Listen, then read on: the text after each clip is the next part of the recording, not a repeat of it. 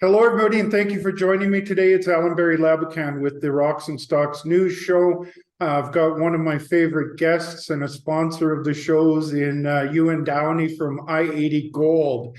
They had a interesting news release out just yesterday stating that i-80 Gold signs non-binding term sheet for the joint venture of the Ruby Hill property.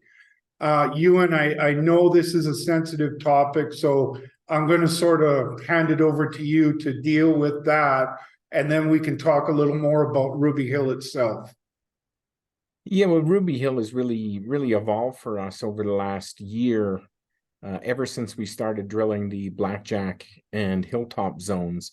We've been recognizing the significant upside in those deposits, and the grades that we're seeing them are truly world-class. So as we're looking to develop Ruby Hill as being part of our longer term plan to start the autoclave, we also want to, or we're considering converting the plant here at Ruby Hill. I'm at Ruby Hill as we speak, doing a tour. And you look like a real mining guy today, Ewan. Yeah, Korshak's back there looking at some rocks, and so it's as we want to develop both the gold and the base metal side, it was something we felt that, especially in the current market environment, the ability to finance building both was going to be really an uphill challenge unless we see a massive recovery in the market. So we had a few parties interested in taking a look at what we were doing. We had at least a couple of proposals that we assessed, and we felt that one of the parties we were talking to made the best fit for us.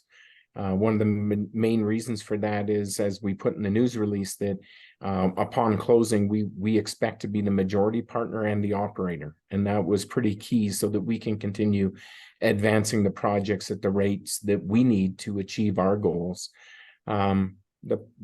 The other party that we are working with is actually going to be here on site next couple of days. We're doing metallurgical work on the base metal, so their interest is mostly on the base metal side, and it's when we look at who would be a preferred partner for us to move this project forward, we felt there were a few that would be right up there at the top of the top ranking, and this is one of those parties. Well, I know everybody wants to know the name and all this other stuff and all the details. And I have a high comfort level with what's going on, Ewan, because, I've known you for over 20 years and you've consistently been one of the best deal makers in the business and a real talent for, enhancing projects with the drill rig. So, that's where my comfort level comes from. Yeah, it's I'd say it's it still has to close. We still have several months doing definitive documents on a deal of this scale, because not only are we expecting to be moving base metal concentrates, but the gold mineralization from here we expect will be processed at Lone Tree longer term. So there has to be a contract between the parties or the joint venture company, however we structure it, and i-80 that we use our facilities to facilitate the refractory gold mineralization, things like that. So there's a number of agreements that are going into having a partner here at Ruby Hill, and that we expect will take several months to get all of those agreements in place. And that's why there's an extended exclusivity period. And the metallurgical work for the other party, you can probably guess, is a base metal company, and they're looking for potentially for feed for their facilities, and therefore making sure that the mineralization we have here is amenable to their facilities. And we're quite comfortable it is, because we've done a fair amount of metallurgy so far, but just need to do confirmation metallurgy, and then we should be off to the races. And our goal, as we talked before we started this interview, is to put in the decline, go underground here at Ruby Hill in 2024. And we did that at Cove. We had the infrastructure in place at Granite Creek, and we're mining there, the gold mineralization now at Granite Creek. And next is this project, and putting in, as you know, a decline, all of the infrastructure needed, like water, power. Yeah. You need a few dollars for that, Ewan. Yeah, ventilation. There's a lot of things, putting in the correct amount of power, putting a power line down into the pit. It's not a cheap endeavor. So having somebody else to help fund the project to develop spreads the risk in some ways. And also in a difficult environment, we expect is the right path that's non-dilutive in terms of shareholder for that portion of the growth of the project.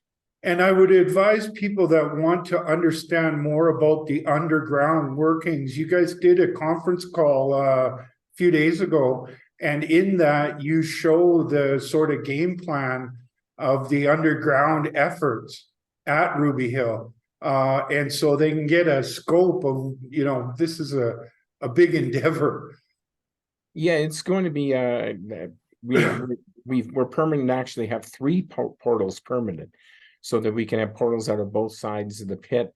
Fairly large diameter underground workings, because we expect to be mining both gold and base metals from the same underground operation. So having properly sized underground infrastructure so that we can move a significant amount of material is something that we keyed in on. And the bigger you make your ramp, the more expensive it is. And putting in 2 is more expensive than putting in 1. Our plan in the first phase is to put in 2 of the 3, but just have a permit for the 3rd, not necessarily putting in the 3rd, but it's better to have it permitted than to try to permit later. So if all things came together, this would put you in a position to fast track the development of Ruby Hill, because you're already permitted, right? We're permitted for open pit mining here. We're amending the permits for underground mining. And we expect to have those permits likely in the first quarter of 2024. And then all the preparations will be made for the underground development. I would expect, or I'm hoping, that this deal will be closed by then, and the project will be fully funded for going ahead. And I know you're backed up with time. You got your board of directors down there looking at rocks, and I always appreciate you coming on the show to give us as much help as you can on digging deeper into the news release. Okay, thanks for having me on, and sorry for the attire today. Oh no, hey, you look like a real mining guy, Ewan. It's great. I'm going to close it off, and thanks a lot. Okay, thanks for having me on. Talk to you soon now. Okay. So there you go, folks. i-80 Gold is working on a relationship to further develop Ruby Hill in a fast track method. As Ewan mentioned, it would require converting their open pit permit into an underground operation. And, being in Nevada, and the experience that these guys have at permitting and such, I think that you probably not a better place to try to do that, especially when it's already been permitted and you're doing an amendment to an existing permit. So it's quite exciting. I can't wait to hear if they're able to close this deal, and who would be involved, and the fast track plans. But Ruby Hill is a very exciting project. As Ewan was mentioning, it's got CRD mineralization, it's got skarn mineralization with very high grades of base metals as well as precious metals. It's got a VMS deposit to the east of the skarn. It's got the Ruby Deeps and the 426 zone, I think it is. Sorry, my memory might be off a little bit there. Which is Carlin gold. And so, they contemplate, and you can find that on the company's website, underground workings that would enable them to attack those various different deposits in a fast track method. So I'm glad that Ewan was able to give us a little bit of insight into what's going on. As always, I think it's important for you to do your homework, speak with your financial advisors.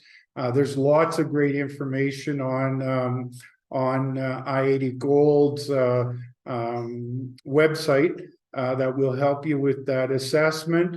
You know, I would also add that they're a sponsor, so they pay me to talk about them. But as whether a company's a sponsor or not, you know, I use my 30 years of experience in the mining business to sort of highlight what I think is important. But again, you need to do your homework and speak with your financial advisor about your risk level. But I sure like what I'm hearing, not just out of Ruby Hill, but out of Cove McCoy and their Granite Creek project. So as always, do that homework. Have a great day, and we'll talk to you soon.